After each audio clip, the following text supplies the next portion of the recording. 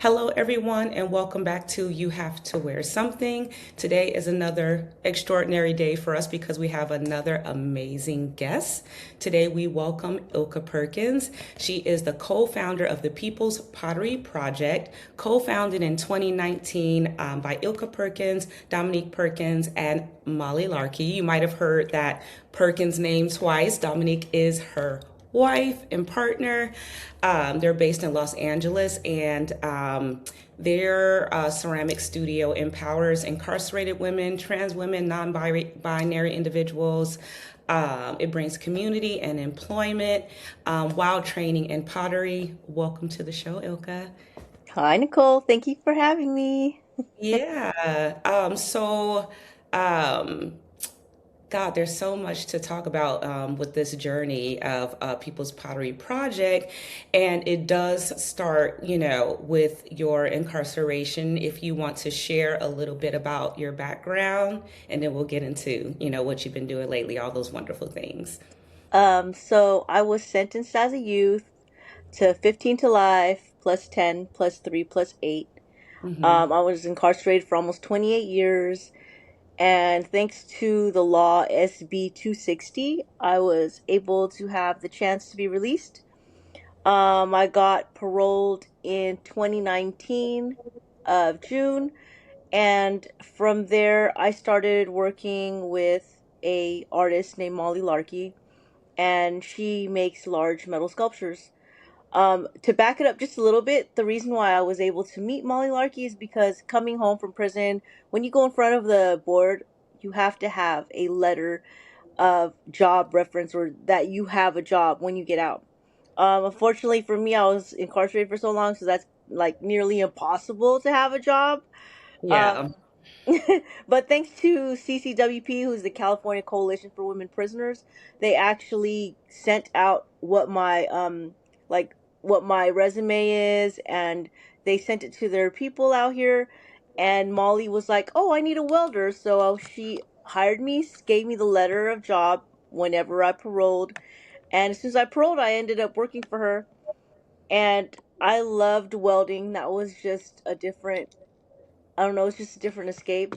And one Yeah. day she was like, "Hey, Elka, why don't you take pottery?" And I'm like, "No, it's okay." And then I was like, she was like, "Well, I'll pay you guys." So I told Dominique, "Hey, Molly said she's gonna pay us to do pottery class. Like, you want to do it?" She's like, "Hell yeah, we gonna get paid." Coming out from incarceration, you get $200 when you leave, and they tell you to figure it out. They say Wow. that parole is here to help you. Uh, Whatever. They always say that there's money here and money there, but literally no gift cards, no gas, no anything. Just $200, figure it out. And I was in a transitional housing, so of course, I mean that's a whole nother story, but just being able to work and do something that I was able to do and get paid for it, like we took the pottery class. Yeah. And we were taught by an artist named Alex Miller. His glaze thing is male glaze, and he taught us how to do pottery. He gave us a piece of clay and said, "Hey, okay, like this is what we're gonna do. We're gonna form it like this." And I'm like, "What the heck is this shit?" It's like a piece of clay. It feels so rough on your hands. It's Yes. making it dirty. But he was like, "Okay, you gotta like soften it." So he's like, "You gotta like kind of mold it, mold to this, mold to that." So I just started working with the clay, and I saw how like just me like touching it, the more I put energy I put into it, the softer it got, the smoother it got. And at the end of the class, he totally was like, "I want to support you guys. Like, how can I support you? How can I help you?" He gave us the most beautiful, I don't know, just the way he talked to us. He treated us like human beings, and he's a total stranger. Mm-hmm. And that was an amazing feeling. He gave us hugs. He had tears in his eyes, and he was like, "You guys are worthy. You guys are deserving of a second chance. And if there's anything I can do, like I want to help you guys." And I didn't realize, because I was in the clay, that I was talking about what happened in prison, what I did in prison. Because coming out, like, I totally didn't want nobody to know that I was from prison. You know, being incarcerated, you're desensitized, you're defeminized, you're dehumanized. You're reminded that you're a number. Um, you are treated like a number, you know, and you're not even called by your last name, you know, you're called by a number. So this is how you are literally known. And that's how I was known for almost 28 years, you know. Yeah. Come out and see that you have support from a total stranger. I mean, it's, you know, I don't know, it's just a different feel, you know. And it was a different sense of healing, and from there I literally like wanted to constantly do pottery because at the end of the day it was a different sense of healing that gave me, um and I was able to be truthful and not think about what people were going to think, or how they were going to look at me, or how they were going to treat me, you know. Mm-hmm. um and from Yeah. there, you know, it was just, I don't know, that was just like a part of the journey, the starting of a journey that definitely has helped me change the narrative of how I view myself, you know, and also speaking my truth. Hopefully, it helps people change the narrative of how society has viewed formerly incarcerated. No, totally. I felt like you were pretty young. Were you a teenager? Like, were you a Yeah, child? I was arrested at 15. I was tried around throughout my years of 16, and then I was incarcerated at 17. I was taken to prison. Looking back, it just sounds like there could have been better services for a teenage girl. It sounds like something that you would give an adult. But so glad that you survived. And also, like, you have to have a job when you get out. How are you going to interview for that job? How are you going to find Right. that job? I thought the same thing. Like when they were telling me those things, I was like, "What do I put on a resume? That I used to work in a kitchen. I used to be a janitor." Like, and then when it says, like, "What are your skills?" I mean, I don't know. I know how. It's me against the cops. Like it's a game. Like I don't know. I Yeah. mean, I really didn't. You know, growing up in prison, it's like, for me, when I went in, I went in as a lifer. So for one, lifers in the early 90s, like it was never thought that you were gonna go home. Like when you were a lifer, like you were literally gonna die in prison. The only way you're going home is a pine box. They always just say that even from when the first moment you get in there, you know?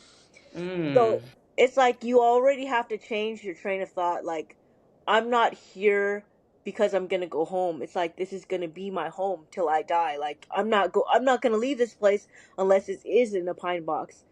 So the mentality that I built was like, okay, the only way I was gonna be okay is if I made everything a game, you know?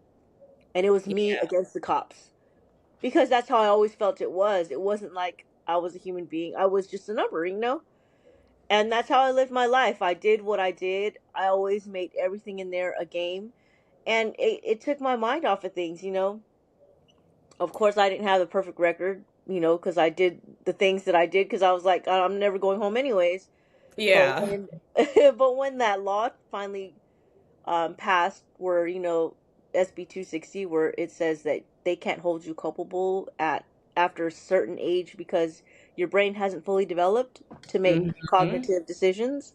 Yep. um I from there I knew I like if I wanted to go home I had to change my life. Like I had to change the way I lived, you know, inside prison, because they're not going to let me go home if I have all these write-ups, or if I'm not doing the right thing. Like how am I going to survive in public if I can't even do the right thing, and I'm here in prison trying to get rehabilitated, you know? Yeah. So what really intrigued me when I met you, you were saying that you already knew how to kind of run a business because you were running a business in prison, and you also met your partner in prison. So I'd love to hear kind of that part. What do you mean by, you're running a business, you know? So when I was incarcerated, like my family, they took, you know, they took pretty good care of me, you know, Hmm. as far as getting boxes and everything. But one thing, even no matter how many boxes you get, like my parents always told me, because I used to smoke, like no matter what, you're only going to get 10 cartons of cigarettes. Mm, No okay. matter a quarter, that's it, 10 cartons. Like 10 cartons of cigarettes in a quarter, which is 3 months, and I smoke about 2 packs a day. That's not going to get me anywhere, you know? Mm-hmm. So I saw in the prison system how it was a piece of a drug, you know, it was heroin, like a tiny piece, like a dot, literally the smallest mole probably on your face was worth $100. Mm. So I saw that people were trading these little dots for cartons of cigarettes. And I'm like, damn, how can I get those dots so I could get some cigarettes? Because my whole thing was I smoked, so I needed cigarettes. I didn't care about nothing else. Yeah. And I had a friend who was like, okay, Elka, you want, because I used to be like, what can I trade you to get some of those dots, you know? Yeah. And finally, my friend was like, you know what? I'll sell you a gram. And I was like, okay, I don't know what that is, but okay. And she was like, out of the gram, you could make about 40 to 50 dots. And I'm like, oh my gosh, that's 40 to 50, that's cartons of cigarettes, right? I was Yeah. like, okay. And she was like, just send me $150. I was like, okay. So I sent her $150, and I got the gram. And when I saw how much it was and started making the dots, I was like, oh, I could make more than 30 dots. And so I saw that the prison system is a bartering system anyways, but it was Mm-hmm. a commodity where you find the product that they want, right? There's a demand in this product, but there's not a big supply. So if I could get part of the supply project, right, then the demand is less, but at the same time, I'm getting what I want and they're getting what they want. So I started with cigarettes, and then I saw how much money you can really make. Like, I was getting a carton of cigarettes for a dot, but you can charge $100. And I was like, wow, I could just get a whole box. 2 dots will get me a whole box. So I mean, the math was just started adding up. And of course, me, I'm like, okay, this is fun. It was fun, you know. Yeah. One thing that I always wanted when I was a kid was just to be loved and to belong somewhere, you know. Yes. And when I saw what power came with the drug and selling the drug, I wanted it and I needed it. So I just started building and purchasing more and doing more, you know. And by the end of my prison term, I was bringing in ounces of heroin, ounces of methamphetamine, ounces of pills. It could be mollies, it was e-pills, it didn't matter, marijuana, whatever it was, I was selling it. I was a supplier, you know. And the crazy thing is, like, I would have never thought that that would have been something that I did in prison, but it brought me friends. It brought me power. I was sought out in prison. Like, I people wanted to be around me. I learned later they didn't want to be around me because I was a person, you know. They wanted to be around me because of what I could provide. Yeah. But growing up in my tradition, gifts are like signs of love. You know, like my parents, that was their love language. They gave me gifts, and that's how they let me know they love me, you know? So Yeah. me giving people gifts, that was like, okay, cool. Yeah, there you go. So yeah, that last thing you were saying like in your tradition, when you say tradition and of gifts, what's your background? Like what is So I'm Filipino. okay. My parents, they came from the Philippines. They migrated here um, about a couple years before I was born. I was born in 76. And I think, I mean, just the way our tradition is like, you know, if you have a problem or if there's something going on with you, you always put a smile on your face. You never talk about it. You know, you don't cry. You don't let people know what's going on. So it was Mhm. always a facade, you know, it was always a fake thing. Got it. And with that, the way I was shown love. It wasn't through hugs. It wasn't affection like that. It was more material.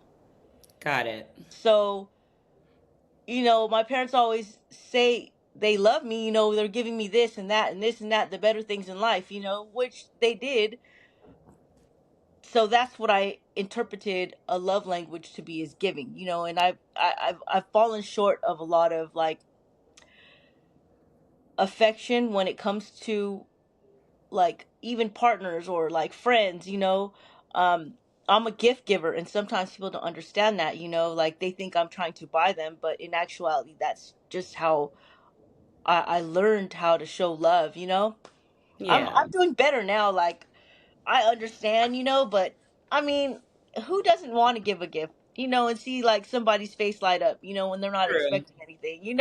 There's Same. just Yeah. a joy in it, and it's just how I always say that I was trained growing up, so that's part of the Filipino tradition, and I wish that coming home, it was kind of scary because I had to remember, like, I have triggers. My parents are triggers. My family is triggers. I might have changed and learned how to deal with triggers, but that doesn't mean that they've changed. So there's been points in my life where I've had to like exit myself away from my family just to like heal and find something different on dealing with them. It's like I want to be around them because I love them. You know what I mean? But it's just like certain things are so toxic for me that I don't want to spiral and like do something really stupid where I go back to prison. That's a constant thing. Like I don't ever want to go back there because Yeah. I mean, like I said, you're not treated like a human being. Like there were moments where I felt like, damn, like I would pray like, damn God, like I can't do this no more. Like just take me. Mm. And Mm. I wake up the next day and I'm like, damn, I'm still here, like, why didn't you take me? Didn't I tell you to take me in my sleep? Like, it's horrible in prison and I would never wish that on my, like, worst enemy. Yeah. Thank you so much for sharing that. Thank you so, so much. And we're all so proud of you. You did that. You did that. And getting out in 2019 and then starting this incredible initiative, like you started right away. Like, how did you have the strength to like get out and then right away start this? You did that in the same year, you know? I don't think that my intention was to start anything. Like I said, it started with just taking a pottery class because we were getting paid. But then when we saw that the amount of healing, especially trauma healing, it's hard to really heal traumas. It's not like the traumas that you just came into prison with. It's like you got into prison and you got more traumas and there's more things you got to deal with. Then you're coming out here and it's so overwhelming. You have choices. You can make decisions. In there you were told what to do, what to eat, when to go somewhere. Everything was on their time. Mm-hmm. You didn't have to really do too many choices. You just followed directions. And that's how I lived every day for almost 28 years. So to come out, I panicked when they took me to the grocery store to pick out some deodorant or food or whatever. Like, I got in the grocery store thinking, oh, I can't wait to go to the grocery store. That was one of my dreams when I paroled. I get in Mm-hmm. there. I was in there for maybe 2 minutes. I ran outside. I put my back against the wall. I cowered to the floor and I just cried. I just kept crying and I called the program and said, somebody got to come get me. I can't do this. Mm-hmm. To think like a grown ass woman, like you can't handle being in the grocery store. It was too many people. It was too many things moving around. And the thing that I knew is a wall. I was in the smallest room with the toilet and everything, but I was used to seeing brick walls. Just walls and walls. So my only safety was put my back against the wall, and maybe I'll feel like I'm in the cell again. I don't know. Yeah. Yeah. It was Uh, just rough, but you know, like I said, everything happened because we just wanted to belong somewhere. And when we were given the opportunity by Molly, and she was like, "How would you guys like to be co-founders in something?" And I was yeah. like, I looked at Dominique. I was like, "What in the world is a co-founder? Like, what the fuck is a co-founder?" You are a Dominique's like, "Fuck, I founder. don't know." You are a founder for I sure. was like, "Fuck it, hey, we'll take it. It's a title." Yeah. Yeah. Yeah. And then and that's when we sat around, and that's when we came up with People's Pottery Project. And from word of mouth, like Molly was in the art field already because she was doing metal sculptures. So like she was like promoting and sharing and all this, and we ended up getting an interview with Spectrum One News, and then Mm. from there it went to hypoallergenic. And when we had that hypoallergenic article, at first I was like, "What the heck is hypoallergenic?" Like, is Hmm. that an allergy med? Why do Right. they want to help? Why do they want to, interview us? But then when they were telling us that was something in the art world, and I was like, okay, we got such an influx of orders from that article that we could not keep up. It was three of us working there, Oh, and wow. that's when we were able to hire 10 formerly incarcerated to work side by side with us. And when I tell you, it was amazing because it's like there were people that I knew, people that I didn't know, but we all shared the same commonality. Like we all were incarcerated. And even if we didn't know each other, just knowing that, we felt comfort. And through the comfort and listening to how people like are um, managing life out here, like what problems did you have? Well, this is how I did this, or this is how I did this.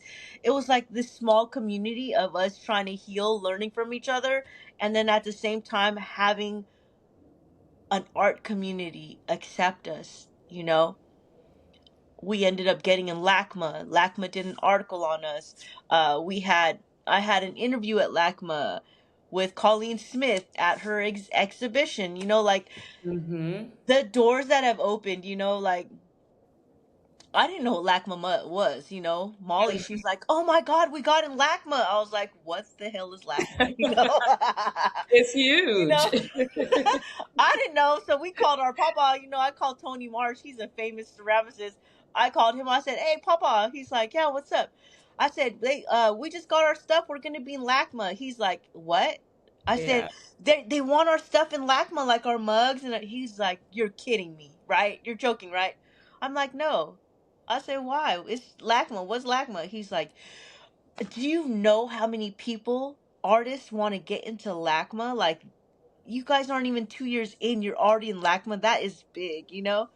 Yeah. Yeah. So No, yeah. LACMA's like the Louvre of Los Angeles, we like, didn't even know that. It was like, and then when I found out like how big of an artist Colleen Smith was, like, I don't know, I was just moved by the stuff that when I walked through her exhibition, I was just moved by a lot of the stuff that was in there. But when I found out how big she was, I was like, "Oh my gosh, like these are really like important people in the world, like, and they mhm. want little us in the world with them." Now, It's- you all are important people. You're important people. It's just important people supporting each other because all of those artists started somewhere in LACMA. Not all of them, you know, started being amazing. The art process, you make a lot of shit before you make your pieta or whatever, like your masterpiece, and you all were on the same journey just at different times, and for my listeners, like if you go look at the pottery on People's Pottery website, it is incredible. You would not think that um, you would think that someone went to like a very high end art school to create those pieces. Like they got a master's degree in ceramics oh, you're so sweet. or a sculpture or something, right? And like you said, it's like this community and people they come out, they have shame, they need to know that they're worthy, and it's like, yeah, you're worthy on site. You actually don't have to even earn your worthiness. You are just by existing. And that process of getting right to work too after having the experience you had is incredible as well, and then you're able to pass it on, right, and pay it forward to the community that's coming out. And um yeah, yeah, it is really incredible also, like you said, how fast it happened. Usually it takes people like a really long time to start a art initiative or a foundation like this. Is a lot of fundraising and build up to it, to start it and build it. So that was all yours. You drew that to you energetically, and it was meant to be, and I just always thought it was amazing. Um, Now, it's a certain style too. Tell me about, there's many different styles of pottery. Tell me about the style that you were taught because it's distinct in the pieces. So we were just so the style that we were taught, it was just literally slump molds. So we Okay. used a lot of slump molds. And then of course Dominique, she learned, we were both taught the wheel. Okay. Of course I didn't exceed, she did. I always make a joke of it, because I mean, I kind of hurt my own feelings because I couldn't get it. I'm a person that prides themselves on like excelling at whatever I choose to do. But Yeah. pottery, when it comes to the wheel, that was just something that didn't happen. But I always tell people, like people go and look at the Tower of Pisa and it's leaning, right? Yes. And they could come from all over the world. I always say one day, because my pieces are always leaning, they're gonna come and look for this leaning piece, like the Tower of Pisa. That's your style. Hey, listen, right? Like it's like the holy jeans, My boomer parents always said, "You bought those jeans with holes in them already?" That was an ongoing thing with my dad. I'm like, "Dad, you don't understand how much work goes into distressing something." Uh, but Right. anyway, yeah, I'm your peer, by the way. I'm a '78 baby, so shout out to Gen X, forever. I feel like we are like the toughest and the most hardworking, of course, Right. and like like it's so funny being a manager too and managing people. Like every generation has a different vibe and ethic, right? And so we were taught to just like work till we drop, but millennials and Gen Z, boy, they are about bring your dog and mental health day. And I've learned from them. I was like, dang, I should use my PTO. I should take a break, so Yes. Because, so back in our days, mental health was not, it was a shame. Like, that was yes. like, I mean, nobody even talked about it. You know what I mean?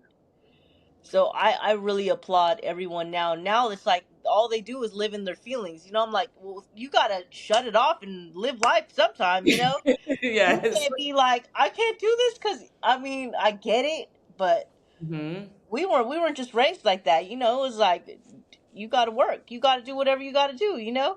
Yeah, yeah, yeah. You were talking about your pieces too and your mugs and cups. What would you say is like y'all's bread and butter? Like, what's the best selling thing?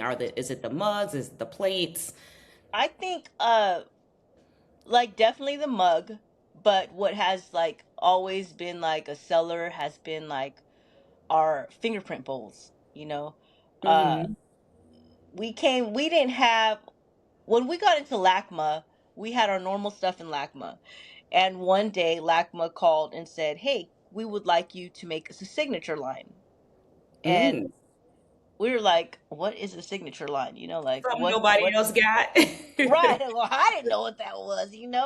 Yeah. So Molly explained to us like what it was and everything. So I'm not really like the I'm creative, but Dominique is more of the creative. Like she'll go in the corner and like come out with some like, I'm like, damn, where'd you come out with that?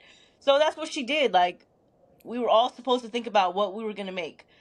I mean, none of us did anything yet, but Dominique was already done making whatever she was making, and she had put her fingerprints on a bowl, and then she had put pinholes on a bowl.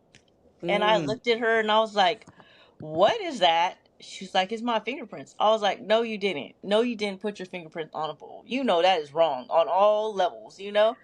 Yeah. But Molly loved it, and we glazed it and sent it to LACMA, and LACMA was like, oh my God, that's so beautiful. Like they just loved it. They fell in love. They were like, we want that. We want that. And when Dominique had to teach us how to make it, because we had an order from LACMA to make those, we had to make them for LACMA. I was like, I'm not putting my fingerprints on nothing, because when you're the first thing that goes when you go to jail is your I know fingerprint. it's such an ironic it's such So, an ironic thing that like you're like fingerprint, I will not be doing that. right. I was like, shit, I'm trying to run away from fingerprints because that's how I first got in there, you know? Right. Talk about triggers. You're like, I will not be putting my fingerprint on anything else for the foreseeable future, I will ever not. again. Yeah. And I watched all of them putting their fingerprints, and I was like, I have to learn how to make it, you know? So I did it. And then when we brought our order, Grant had came to come pick up the order. He loved the bowls. He loved them, loved them, loved them. And then seeing how much they were loved, and when they made an order that fast back to us after us giving them all those bowls, you know, for the fingerprints, like, and asked for more, and they're like, this is a real seller, you know. And from there, it's like being able to turn something negative into something beautiful. It was like, hey, you know what, this helped me change my narrative of how I feel about my fingerprints. Because, you Yes. know, when fingerprints, you know, like they dust them from these rich houses, you know, like these are people that have $1 million homes or like are living Mhm. big lives or whatever, and they're taking our fingerprints into their homes, you know. And I always joke around, but there's a reality of it. Like they might have dusted people's fingerprints out of these homes. Who knows? You know what I'm saying? And now you bringing it back, but in a different way. Right. You're like, when something happens to these luxury homes, they dust your Right. fingerprints. You're like, And I, we're not gonna have my fingerprint on that. Like, absolutely fucking not. You know. oh No, shoot, that but is yeah. such an interesting full circle moment for y'all for sure. It was, you know, and it's like I can say this, like what we put into our pieces and what we choose for our pieces, it always has some kind of meaning behind it because Hmm. like I said, this is a way we can change our narrative and share a piece of us to whoever gets the piece or to whoever is sharing our stories or whoever is listening, you know. Like I always say like everybody's like, oh, our PPP, you know, our PPP colors, you know, like we have the signature PPP, which is like a light tan and a blue, you know, Hmm. and there were other colors we could have chose, but we chose that color, you know, like the brown we consider like roots, you know, when you think of brown, you think of earth, you think of roots. Yes. And Hmm. clearly, like when we get out, that's all we want to do is be able to spread roots or be able to like stand in one place, you know. And that's what we try to give them when they come through PPP is at least putting a couple roots in the ground where their foundation is like stable, where they can't be rocked during the wind, or you know what I mean, when something comes their way they still are standing and we're holding them to support them. And of course the blue, you know, look at how vast the blue of the sky is. Like, you know, it's so beautiful, but at any given moment, like the storm can change. Like it can start raining or it can thunder or whatever. And it's like that's how we are inside. Like we might try to put on this facade and like seem more cool, but for reals, there's so many underlying things that go on with us. But at the same time, we're trying to make the best of how to change our narratives of self and how to change to become successful despite our setbacks, you know. Yeah. um and that's just something that being in a community, an art community, you know, and having these things and being able to create something out of hands that people say are violent, you'll never amount to nothing, you can never make anything beautiful. And now we're proving them wrong. Like, yeah, these violent hands, you love that mug, you sure using that mug, you know what I'm saying? And it's kind of like it's an aha moment for all of us, you know, like we are not what people say we are. We're Yes. not defined by our past. We're defined by what we do today to better our future, you know.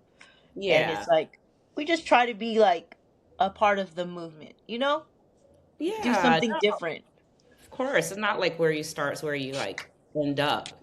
Um, and is there anyone that came through your foundation that you guys mentored or fostered that, you felt so proud of them? Oh Like, is there heck like, yeah. like someone that you were like, yo, we changed their life, and they're doing so great now. And yeah, any moments. Really, all Ah, of them. There is like so many of them, but one that really stands out is we used to have a participant. Her name was Darla, and she was like, I just want to do paperwork. She was always telling us what she wanted to do. But once uh-huh. she started getting into it, at first, and some people take a little longer to learn the skill. But she always Hmm. wanted to come in with her long nails. And I keep telling her, like, it don't matter if you have long nails. Like, I always have nubs. You Yeah. can do art with long nails. It's just a matter of, like, finessing it. But she finally got her a job.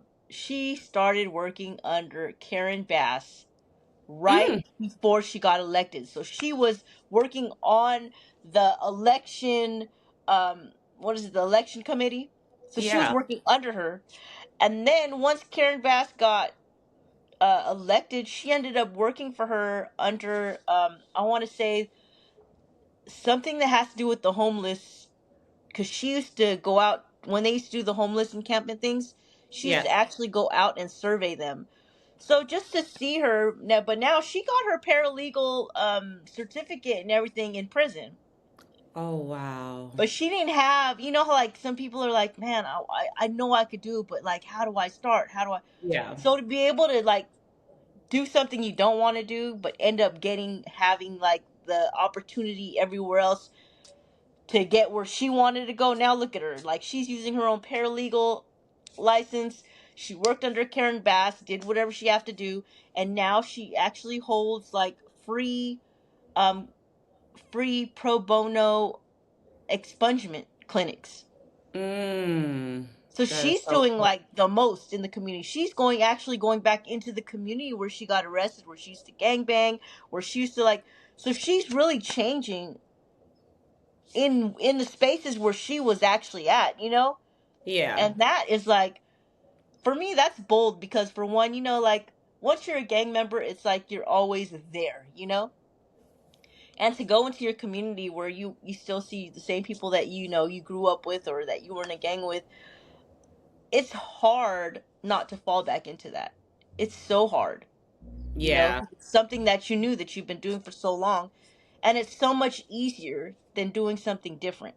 Change is always hard. Truly, So that's incredible. Because I mean, listen, even a gang is a family. yeah. If people don't realize that, and you're loved and well liked and well loved, whether it's a gang or not. And it makes me think of something random about Chicago, where I'm from. So very they don't call it Chirac, but the gangs, the element is there. Chicago Yeah. don't mess around either. And very famously, Jane Byrne, our first woman mayor, she actually got gangs to vote for her, and I think it tipped the election for her, going I out and love talking, that. talking to, you know, people in the street and stuff like that, and gangs. So, I think she was a little bit criticized for it, but like they're people too. Yeah. And I always find that so interesting. And there still hasn't been another woman mayor of Chicago since her. So, Yeah. but yeah, shout out to Darla. Oh my God, that is an incredible story. Does Darla still make pottery or has she moved on? She of course she's moved on. She loved the nails and to do the work, be on a computer. That's her thing. But she does come and pass by a lot. Especially Yeah. when she's at the encampments that are like right down the street from our studio. Yeah. She comes by. Like we're just really proud of her though. Like to be able to manifest something out of nothing, and Mhm. stay with it and really be about like changing your community, and Yeah. having the heart to go back. Are you downtown your studio? So we're historic Filipino town, so we're like in between downtown LA and the Silver Lake area. Oh, okay. Okay, so Yeah, real close. Yeah. real close. Yeah, but Got yeah, it. definitely she's. And then we've had others that their only dream was like to be a manager somewhere, or to Hmm. and a lot of them, whether it's Caltrans, whether it's working at like places that they've wanted to, like everybody who has been at People's Pottery Project, we just had one leave. She was when she was going through, because we encourage them while they're at People's Pottery Project to think of something that they want to do in their future, like what do they really want. So Yeah. while she was working for us, she was doing going to school. She wanted to go to school to get a license so that she could be a drug and alcohol counselor. That is her dream. So Mm-hmm. she was with us. She finally got accepted and got a job at as a drug and alcohol counselor. So she's like living her dream, you know what I mean? And it's just, I don't know, it just feels so good to just see them. It's just, I don't know. And then when I see them, and I'm just so proud of them. Like I don't know how else to explain it, but I'm just really, really, really proud of them. Yeah, and other than that, like, listen, I know running a foundation like this has its challenges, its high highs, its low lows. It's not for the weak. And how can folks support, People's Pottery Project? I know that you have classes. I know, support comes in from all directions, right? But, what's the best way to like keep up with you or even come to the studio and experience it or get more involved? I mean, honestly, just pass by. Like we're there. We're closed on Mondays. We're open Tuesdays to Fridays. Uh-huh. Um, but the best way to port is share the story. You know, um, share the story. Like come by. I don't know. Like purchase. Definitely purchase something. Know Yeah. that. Know that whatever you buy, 100% of the proceeds go back into hiring for more formerly incarcerated. Our budget, definitely 80% of our budget is just on payroll. So like Yeah. anything that can help with payroll, or if you want to even sponsor one person, if you want to go through the whole, like we're trying to figure out like if people would be interested in that. Like would you like to Of sponsor one course. individual and just see them throughout meet them in the beginning, and like mentor them throughout, and then see where they end. Like, but literally really sponsor their whole journey. Like I think, Yeah. Yeah, I think people would. I think if you had like a form or a choice on your website, yeah, even just like little inquiry form type forms, really easy to make. And I think, let's say, for instance, let's take Darla, for instance, who got her paralegal certificate, right? There's probably maybe, and I'm just throwing a name out just because we remember him so much, but like Johnny Cochran has a firm, and they deal with discrimination and all that kind of stuff. You could align like a firm like that with sponsoring someone who's interested in the legal process. So I think there's like, I'm just spitballing here, but like, I'm sure there's a connection where someone in that field would love to sponsor someone turning their life around, yeah, and you can just kind of start gathering like information, and then that will probably help you mold the sponsorship program, right? yeah, But yeah, I think I think people would be into it. And then, like you said, buy something like at minimum, people are buying houses. I have a friend in real estate. People are buying houses all the time. That housewarming gift you should get from People's Pottery Project. yes. And keep doing the, I don't know, like the markets, especially around Christmas or Black Friday, like keep doing those pop-ups because one of your big sales through Blue Dot when you were popped up with us was one woman from Yeah, Mexico, you know what I'm saying, and yep. then via San Diego. So she was dealing with her own delivery because across the border, especially now with the administration, the tariff, we're in dealing with tariff drama and trauma, but she loved your stuff and just wanted all of it. And I think she may have continued to She purchase. But did. She great. did. Yeah, She and did. She had like I know she had asked for a couple custom pieces, and I mm, know that we sent them to her, and she just loved them. But I don't know. I'm just thank you so much for that. Like that was an amazing connection, and she was an amazing lady. She was. Yeah, and there's a lot of amazing ladies, right? Like, I don't know if this statistic is true, but they're just saying like here in New York, LA and New York have like the most millionaires or something per capita. I don't really I know. believe it. I believe it. They're trying to say like one in 18 people in LA were millionaires. I don't know about that, but there is a lot of money here, and should be a lot of opportunity for you. People here love ceramics, tons of Yeah. craft fairs and stuff like that. So just keep popping up because, like you said, it only takes one person and for them to become like a repeat client, Yeah. and your stuff is stunning and well made. And there's a lot of, like you said, with people going through the healing process, molding the clay, there's a lot of like good juju and energy going into the Yeah. as Definitely. well. There's just like not this like for-profit capitalist thing. And listen, I'm a bit of a shopper. I get it. Like I see something cute, I buy it. We get distracted. We love those Amazon boxes coming in, but at least Uh-huh. at least at least at least with this, we know it's going to a great place and it's potentially changing lives. So Yeah, definitely.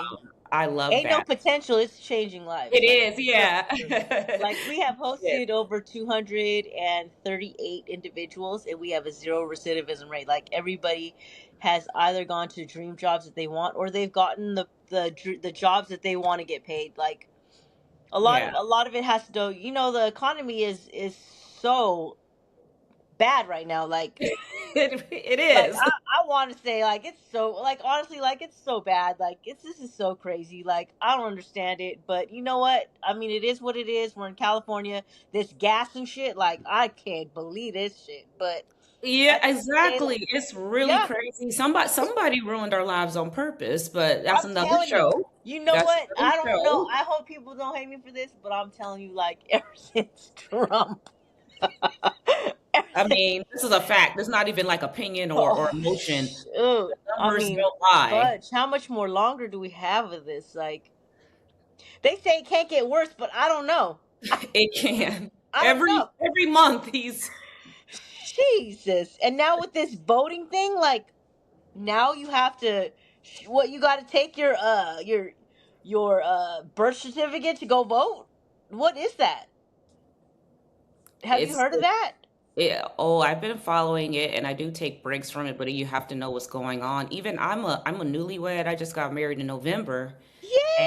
And yeah, I know that's why I went ghost for a little bit when I was trying to catch up with you because I'm like, Hey, that's a good reason why to go ghost. yeah, getting married and then moving out of a place I I was at love it. 13 years in my bachelorette pad in Hollywood and then getting the house together. It's a whole lifestyle change. But yeah, I heard that and I knew this was coming that, as much as you want to change your last name for women trying to vote is not a good thing because they want to try to deny anyone who doesn't have their original last name, which of course, if you got married even more than once or twice, a lot of women changed their last name. So Yeah. it's just anything to suppress the vote. I And know. It's it's horrible. it's very horrible. But yes, yes, yes, especially when you're talking about the topics you're talking about, like people can say all they want. I'm not into politics, but like when it comes to everything, including incarceration or recidivism, like it's into you. Whether you're into politics Yeah. or not, it's in your business. Yeah, So it is. it does matter and it does count. But Yeah, like we had when that whole ICE thing was going on, like, the yeah, I'm just gonna barge into your shit, Like yeah, we've had moments where, like, the all the shops around us, like, they got barged into and everything. But I tell our participants, I don't give a damn who they are. They can't come in. I don't care if they say they have a warrant, whatever. Lock the door and pull down the shade, whatever you got to do. And if they try to break it, call the police. You know what I'm saying? Like, no, no, no. And yeah, we had a lot of problems with when it was that, because a lot of our participants, like, they were scared, even though they might have had a green card. Like, they were scared to come to work, you know yeah. because they have to ride. A lot of them do public transportation. So when I say that these people were coming in with battling rams, I mean, they were sitting in these big old trucks, and there was somebody sitting on top with a battling ram. Like they look so freaking ridiculous. Like I went outside the shop and been like, like throwing my finger up. Probably shouldn't have done all that, but damn, I'm just like, you don't have nothing better to do? Yeah, resist. I mean, I can't think of a worse way to make money. Like Right. And they're to so happy harm about it. other Americans, right? And it's like it's the first thing America does when they want some labor is to get the marginalized, is to get immigrants, but that's a Well, I whole mean, they do other. that with incarceration. Like we are a Yes. they say multi-billion-dollar industry, Yeah. PIA, prison industry authorities, right?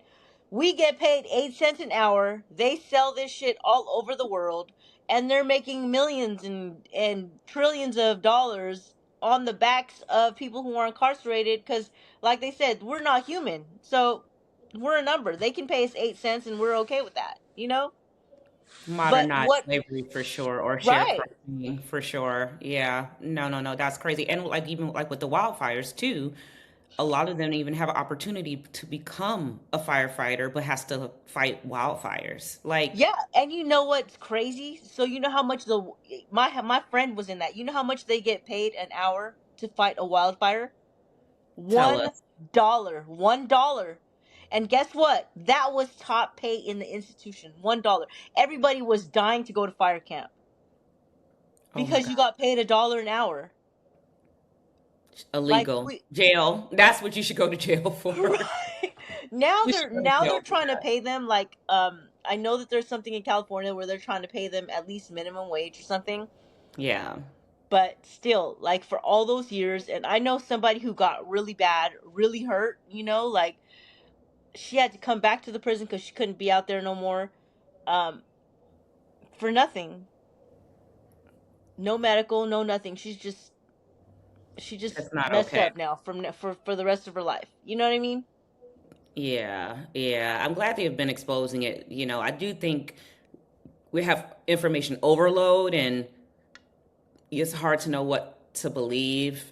But when I think a lot of people were really like pissed off about that, and we're going to continue to have wildfires and going to continue to exploit. So something has to be done about that. So yeah, I think things take so long with the government too. So, but at least there's at least an awareness around it. And you giving the finger, listen, all of our freedoms, keep giving it because all of our freedoms come from resistance movements. Yeah. Of Yeah. us giving the finger for centuries in America. So keep putting it up, keep giving them the bird, keep resisting. And then, tell us too, like, what socials do you have? You do have to wear something, y'all. We're twinning today. Twins. You can get a, Oh, you gotta come get a hat. I do have to come get a hat for those bad hair days because I do be needing a hat. Or when it randomly starts raining, it does rain in SoCal, y'all. It Uh, does. yeah, but yeah, get a T-shirt any way you can support. I know you have So our what? Instagram, yeah, so Yeah, our IG Instagram is People's handle. Pottery Project. Our Okay. Facebook is People's Pottery Project. We have our own sellers platform, which is www.peoplespotteryproject.com. And then also, that's it. Oh, you can reach us on our, oh yeah, so on our website, that's Square. Yeah, and then if you want to come down to the studio, we're at 2807 Beverly Boulevard, Los Angeles, California, 90057.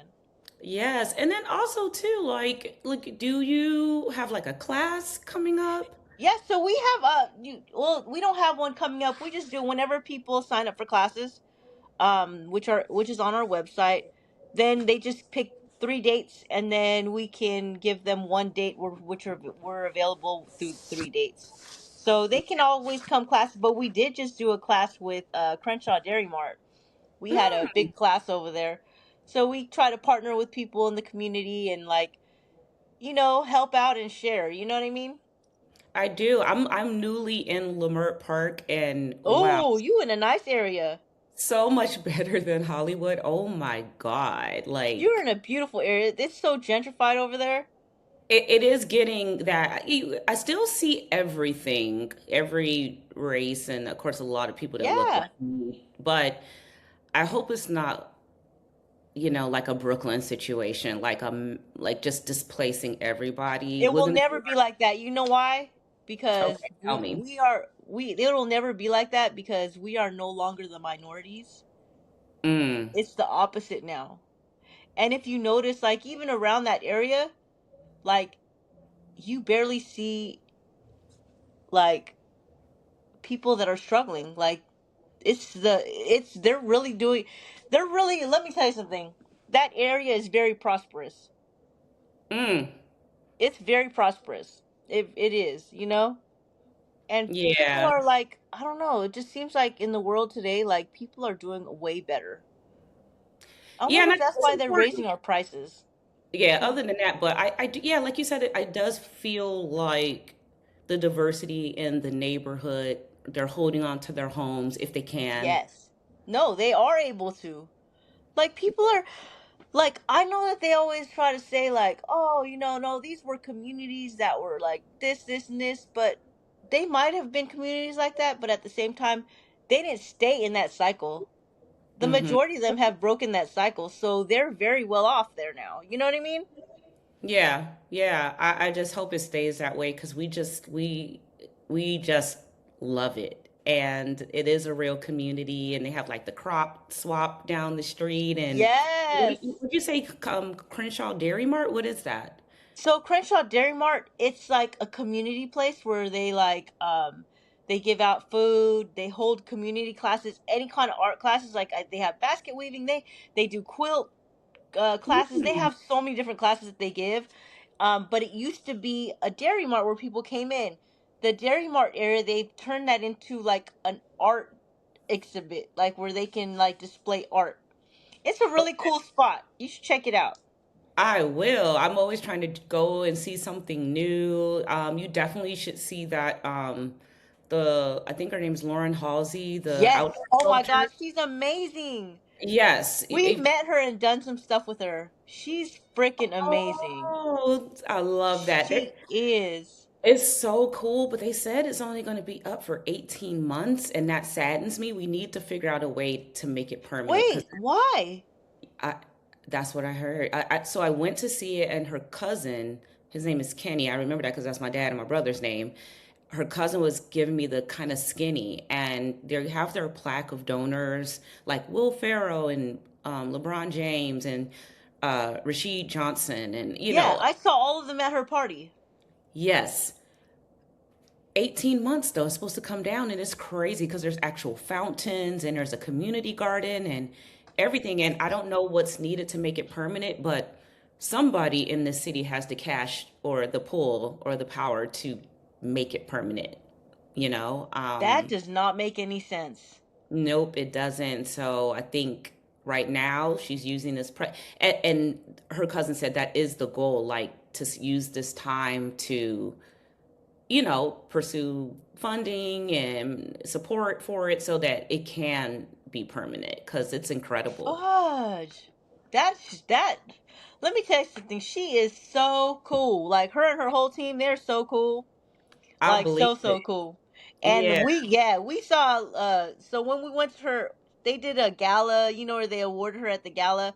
So yeah. after the gala, she invited us to her she had like a private party Mm-hmm. in on the 3rd Street Promenade. So Yeah. so LeBron was there, all of them were there. I was like, dang, but they was all on the top they was all on the top level, you know what I'm saying? Yeah, very But A-list. Yeah, they love their art. Yeah, yeah, definitely. But yeah, like at least use the promenade for something because it's empty. So I know, I hate that. I yeah. even hate I'm so mad. Have you been into the Crenshaw Mall lately? That's another thing. I heard that two black guys, have been trying to bid on it and they've been blocked or something. And Yeah, like, by a corporate. You know what that means, right? By a corporate. so they But it didn't do it. I is was wondering. I didn't follow up on the story, but I was just like, I yeah, did. I did. oh, Yeah. I have not been in it. I had never, now I pass it all the time, Yeah. commuting. But no, I don't know the latest and I have not been. Is it just empty? It's like so empty. Like on each level it might be like 5 stores. That's a 3-story building. Like I Right. remember when I was young and I used to go all the time because it was popping in there. Yeah, a lot of people have memories. All my friends who are native to LA are like, that was the place. Yeah. Even the South Bay Galleria looks horrible now. Yeah, I just hope, I wish they would have let those guys buy it and do it what they want to do for the community because they had a great vision for it. So, Yeah. yeah, it's too bad, but it's probably they're probably waiting for Westfield or someone to like take it over. And Century City is there is a way to do a mall where people will come, but I mean, this yeah, the Fox Hills Mall when they revamped that, I mean, it did turn out okay. yeah, But still, come on. I mean, the renting of the spaces though. I mean, they got to come down on those prices. You know what I mean? it's insanity. It's crazy how much commercial um, rent costs. When I was managing Hugo Boss down on Rodeo Drive, Chanel was our landlord. They owned the building, and I think our rent was like, I don't know, 127,000 a month. You God dang! know, you know, What the hell? and so when you're down there, I mean, that's what we're talking about. So, and then if you're like in the design district by like Beverly and Robertson, it's at least 40K a month to Oh be my in WeHo God! or more unless you own the building. So it's just like they're killing the golden goose and those commercial realtors and they developers, they just want to report a loss. They're cool with them being empty, then they can like have this write-off on their taxes. But meanwhile, the community's suffering because a community is not a community with a bunch of empty shops. Right, That's not, right. you should be able to walk down the street, go to your local cafe, local bookstore, Yes. bring that back because I love that. Like I said, being over here, the little area where Haroon Coffee is and all that, like we love walking down there and just going shop to shop and just, I love that for you. I love I, it. Oh I, my God. it's so cool. I'm like, we gotta stay here. And I hear where the real boom is gonna happen is during the Olympics. And that's gonna be a big gentrifier right there. They said anywhere they've ever built an Olympic village, like in Atlanta too, is people get kind of pushed out. So, I think that's why, even with no money around and the crazy inflation, why people are buying up like crazy. They're trying to before the Olympics hit. I'm telling you, when that shit happen, we gonna get. I mean, I don't know. You know what I'm saying? I Yeah. don't know. It's just gonna be horrible. It Yeah. is. Yeah. Seriously, it is. Well, I thank you so Thank you much too. I'm for so your happy to see you time. again. Thank you. Thank you. Follow, buy, learn, sponsor, start that sponsorship. Anything you could do to support People's Pottery Project. This one's near and dear to my heart. And at least if you have to wear something, wear a t-shirt or a Yay! hat. Okay. And until next time, everyone, I'll say peace. Thank you so much. Bye.